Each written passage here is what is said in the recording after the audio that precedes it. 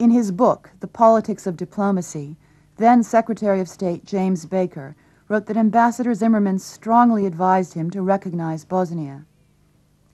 Recognition of Bosnia, however, violated the most basic diplomatic norms. For a government to be recognized, it must be in full control of its territory, it must have clearly established borders, it must also have a stable population.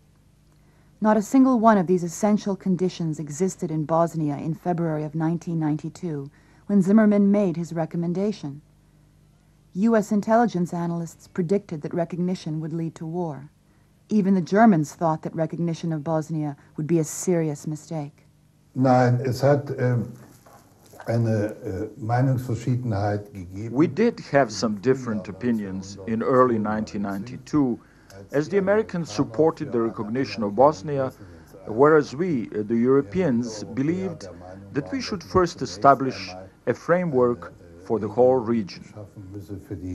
So basically the policymakers ignored the analysts, and by late January, early February, U.S. policy had come around to the view that we would recognize Bosnia, and we wanted the Europeans to recognize Bosnia along with us. So from mid-February on, we were pushing the Europeans hard to recognize Bosnia, and we were thinking about how we would do that and have the U.S. recognize Croatia and Slovenia at the same time.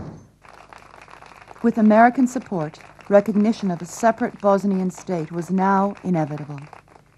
Lord Carrington tried to avert disaster by appointing Portuguese President José Coutinho to find common ground among the Serbs, Muslims, and Croats before an independent Bosnia was recognized.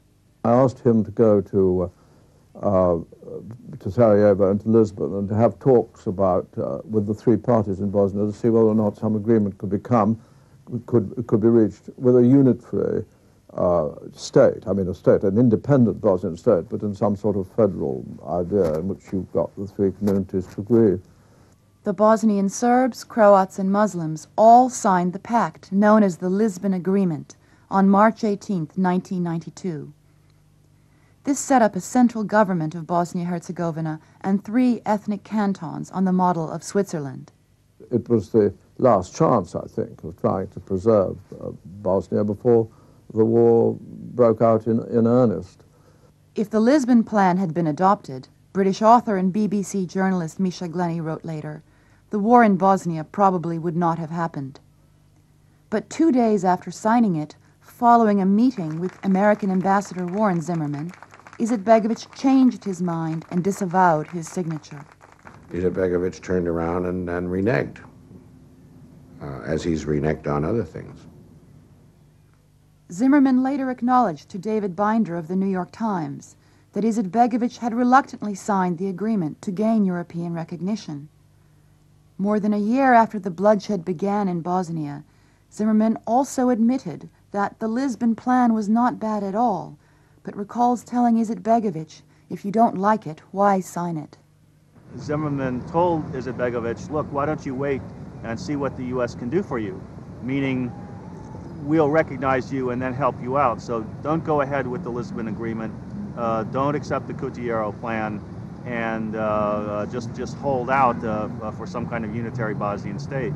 So this is a major turning point in our diplomatic efforts. The American administration made it quite clear that they thought that the proposals, the Coutinho and my proposals, were unacceptable.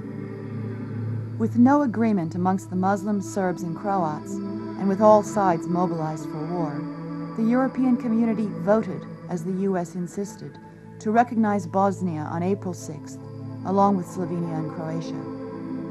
This act, Roger Cohen of the New York Times later wrote, was as close to criminal negligence as a diplomatic act can be.